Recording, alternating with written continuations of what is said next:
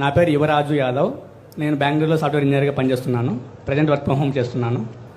నా per month salary ఒక నెలకు జీతం వచ్చి 6,37,000 పడుతుందండి. కటింగ్లు పోంగా నా ఓవరాల్ సాలరీ 93 లక్షలు సంవత్సరానికి.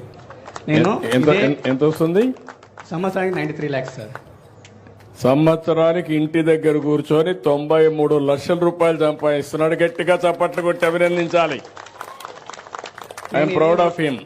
నాలెడ్జ్కి తెలివితేటలుగా నేర్చుకుంటే, స్కిల్ డెవలప్మెంట్ నేర్చుకుంటే ఆకాశమే హద్దుగా డబ్బులు సంపాదిస్తారు. దానికి ఉదాహరణ మన తమ్ముడు యాదవ్,